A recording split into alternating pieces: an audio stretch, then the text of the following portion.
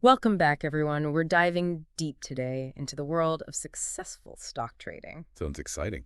You guys shared some excerpts from a couple of books by Mark Minervini, Think and Trade Like a Champion, and Trade Like a Stock Market Wizard. Oh yeah, those are classics. We're going to try to unpack his core principles Okay. and see if they can help us think and trade like a champ, even if Wall Street seems like a million miles away. Right.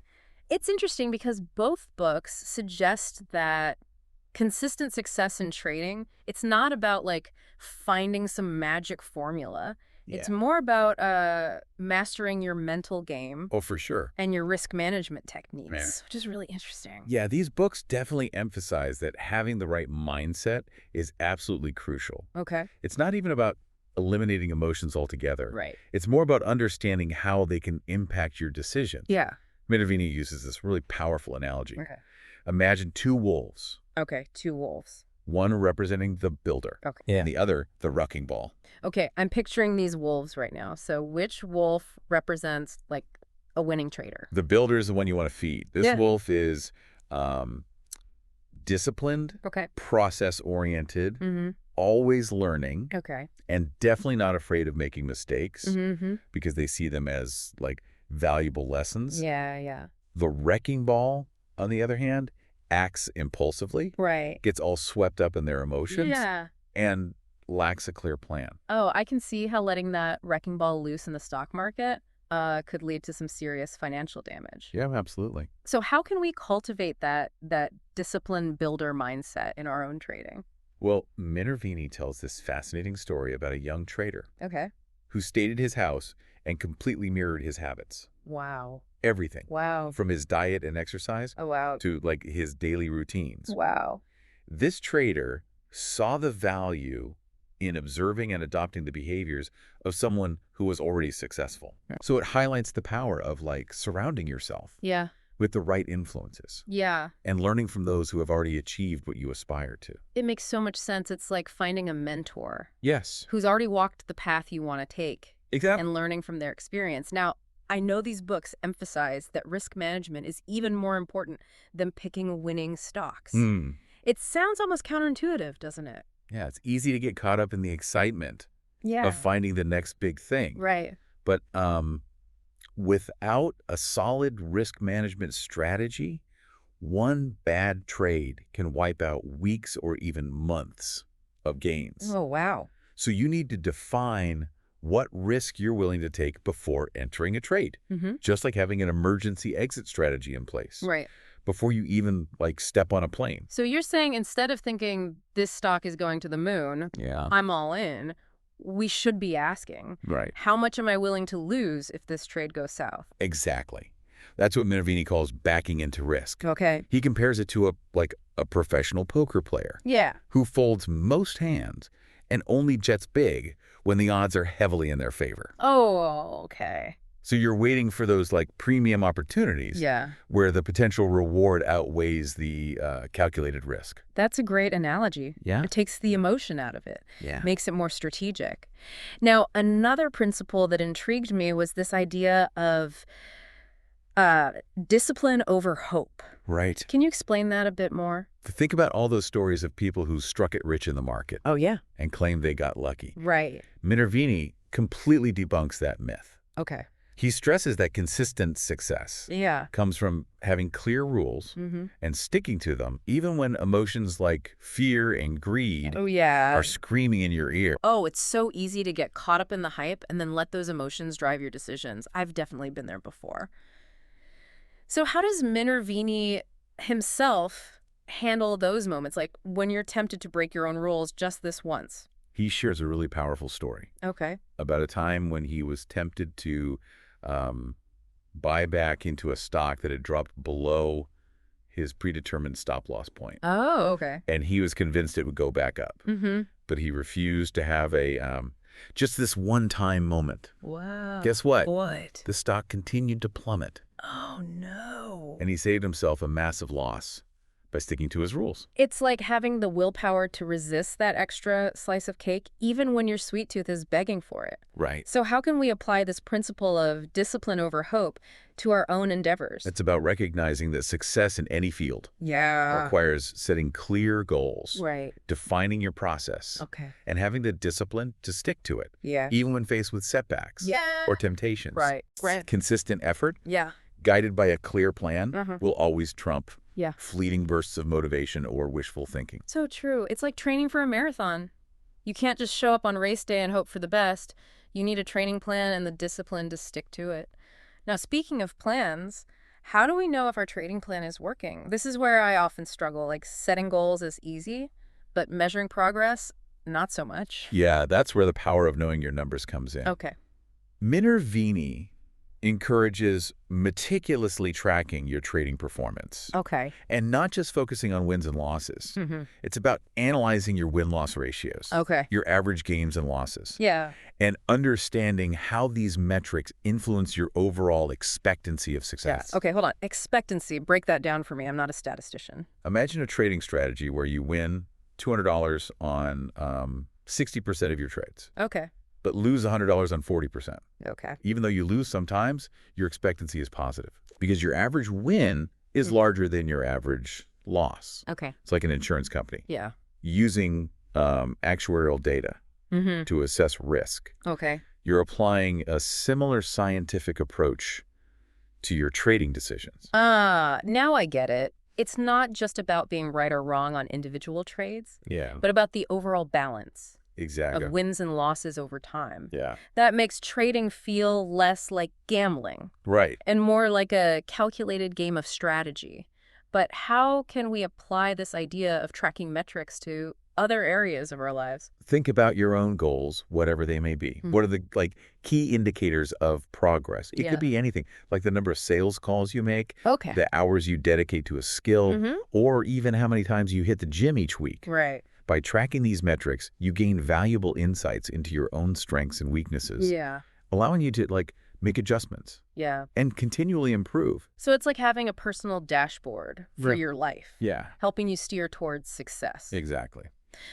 Now let's get back to the exciting world of stock trading. You mentioned something about SEPA methodology that Minervini uses to pinpoint high probability trading opportunities. Yeah. What's that all about?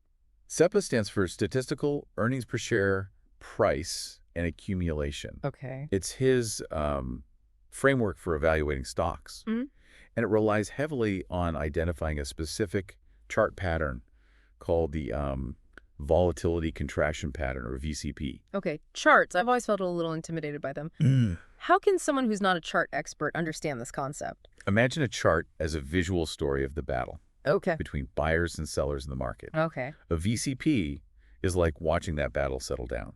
Okay. The price swings get smaller and smaller, Okay. like a basketball bouncing lower and lower Alright. before someone picks it up Yeah. for slam dunk. So you're looking for signs that a stock is consolidating Right, before potential breakout. right. It's like a coiled spring gathering energy before it releases. Exactly. I love it. Yeah, And Minervini even uses specific visual metaphors, he does. like a stock bouncing back like a tennis ball after a pullback, or the idea that winning horses don't back up into the gate. Oh, yeah. I love those. They paint such a clear picture. Now, I'm also curious about these specific chart patterns he mentions, Right. like the a cup with handle and cheat setups. Right. What are those all about? Think of the cup with handle pattern, Okay. like a stock taking a breather after a run-up. Okay. It forms a rounded bottom on the chart. That looks like, well, a cup, Okay. followed by a short downward sloping handle Okay. before it potentially breaks out to new highs. Okay. The cheat setup is similar, Okay. but without the handle, Okay. suggesting a more rapid upward move. So these patterns are like visual clues Yeah. that a stock is gathering momentum for a potential upward move. Yeah, you got it. It's like learning a secret language of the market. He even provides 8 specific criteria Oh, wow. for identifying stocks in a confirmed stage 2 uptrend, Okay. which is when you're looking for those breakout opportunities. Right. It's about layering these different elements of analysis. Yeah. From the fundamental numbers to the visual chart patterns to get a more like holistic view of a stock's potential. This is fascinating stuff. It is. And I can't wait to hear more about risk management, which I know we'll dive into in the next part of our deep dive. All right, let's jump back into our deep dive with Mark Minervini. You were just starting to explain how he uses those chart patterns. Oh, yeah. Like the cup with handle. Right. To spot those potential breakouts. Exactly. But before we go any further, I'm still curious about how he knows when a stock is in that prime stage 2, where those patterns emerge. Well, Minervini compares a stock's price trend to like the stages of a business. Okay. You know, there's the early growth phase, the mature phase, and so on. Right. He uses Amgen as an example. Okay. Their stock shot up over 80% from its low point. Wow. By the time it entered stage 2. Okay. So it's not just about picking the right company. Right. But about understanding when to jump in based on these stages. So you're saying timing is key. You need to be able to recognize when a stock is transitioning into that sweet spot of growth and momentum. Absolutely. He even compares it to a doctor. Okay. Who wouldn't ignore a cancer diagnosis just because the patient has low cholesterol. Oh, wow. Okay. You need to look at the bigger picture. Right. And not just focus on isolated data points. That's a powerful analogy. Yeah. It really drives home the point. Now, knowing when not to buy seems just as important as knowing when to buy. What does Minervini say about that? He actually cautions against buying stocks that are in a downtrend. Okay. Even if the company seems promising on paper. Yeah. Right. He warns that you don't want to be fighting against the tide of the market. So you're saying individual stocks can give us clues about the direction of the overall market? It's possible. Okay. Minervini points out that the strongest stocks often hit their lowest points before the general market does. Interesting. It's as if they're sensing a shift in sentiment before everyone else. Wow. Instead of blindly following market predictions. Yeah. Pay attention to what those leading stocks are telling you. That's a really interesting perspective. So let's say we've done our homework. We've identified a stock in stage 2. We see a promising VCP pattern, and we're ready to buy. How do we determine how much to invest? Minervini has this concept called optimal position sizing. Okay. He stresses that you shouldn't base your position size on, some arbitrary percentage of your portfolio. Okay. Instead, think about how much you're willing to lose. Right. If the trade goes against you. That makes so much sense. It really ties back into managing your risk. Right. You're sizing your bets based on your potential loss, not just your potential gain. Exactly. He even suggests that less experienced traders should take on less risk. Okay. Because they're still learning the ropes. Yeah. It's all about protecting your capital. Right. While you're honing your skills.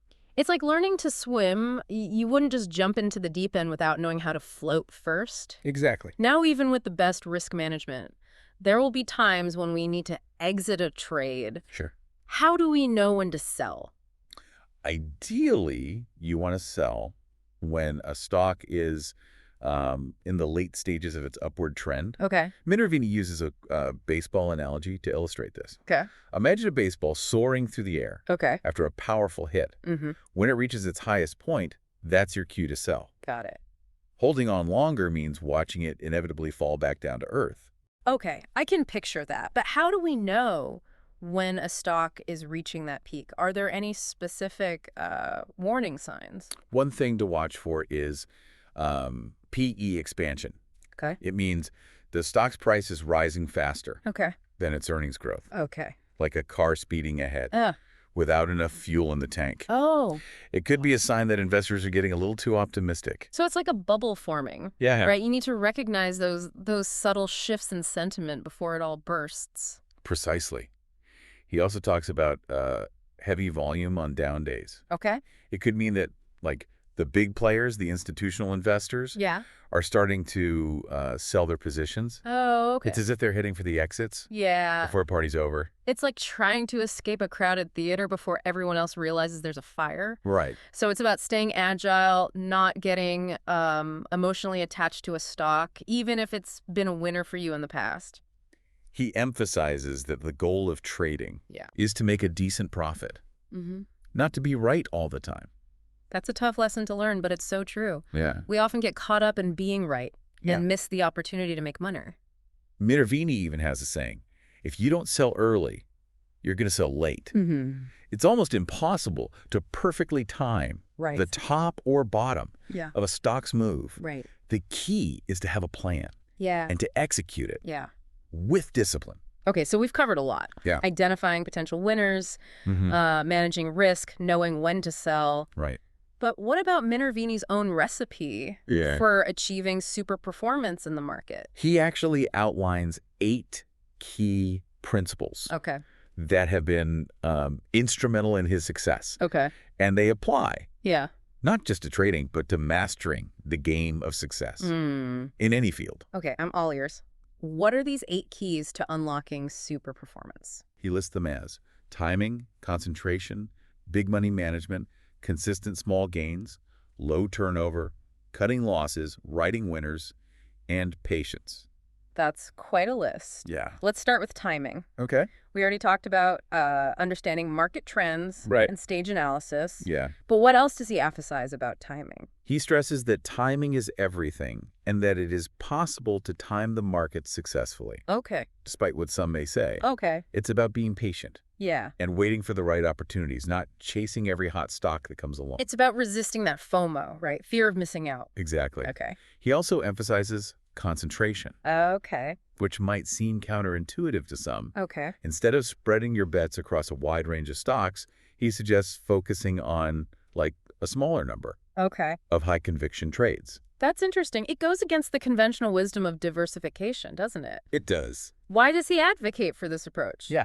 He believes that diversification can often lead to mediocre results Okay. by concentrating your capital. Yeah. On your best ideas, you increase your potential Yeah. for outsized returns. Right. It's like a skilled poker player, Okay. going all in when they have a strong hand, Yeah. rather than spreading their chips across multiple mediocre hands. Okay.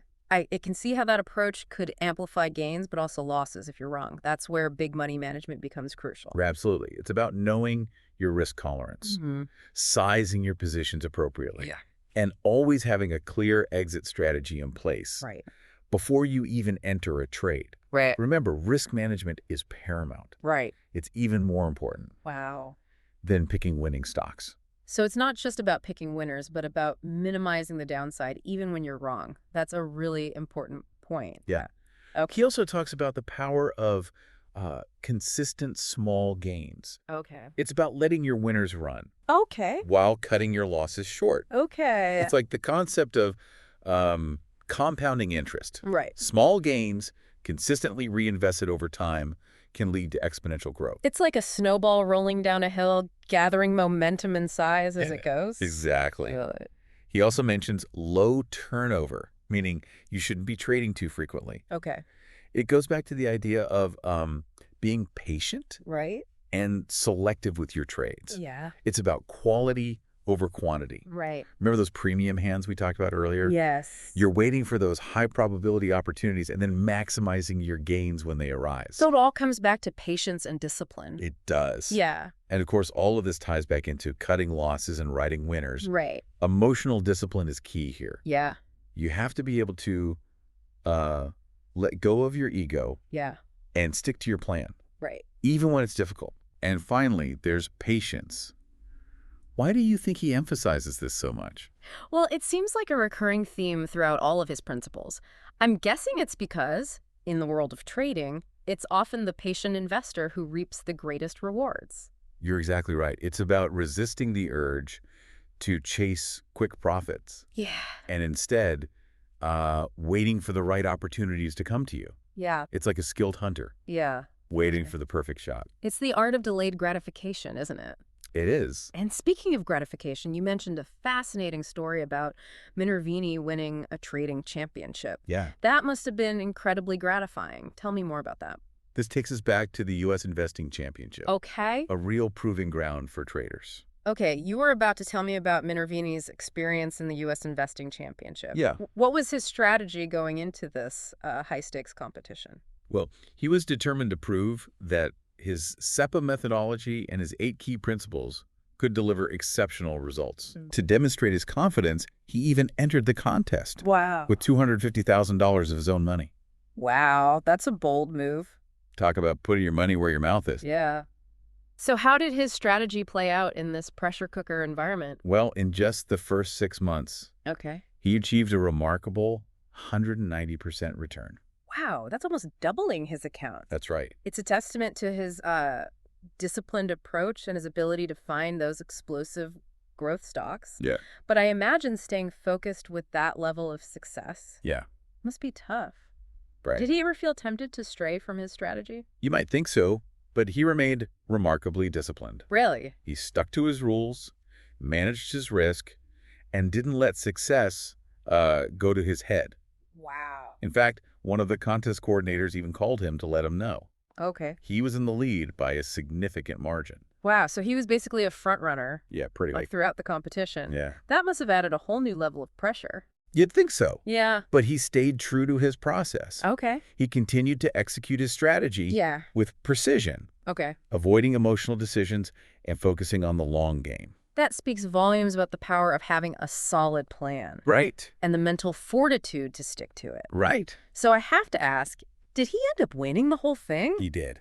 Wow. By the end of the competition, his total return was a staggering 335%. That's amazing. It solidified his place as a true champion Wow. in the world of trading. His story really proves that these principles can work even in a high-pressure environment, like the U.S. Investing Championship.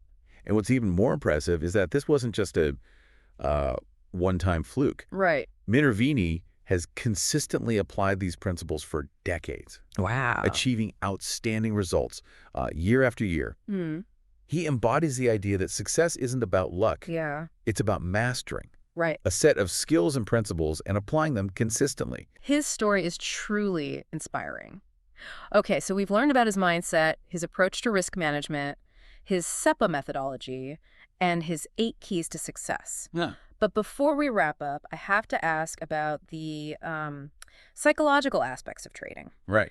How does Minervini deal with those inevitable emotions like fear and greed that can creep in and sabotage even the best laid plans? That's where the mental game comes in. Okay. Minervini acknowledges that trading is as much about mastering your emotions Right. as it is about mastering the markets. Yeah.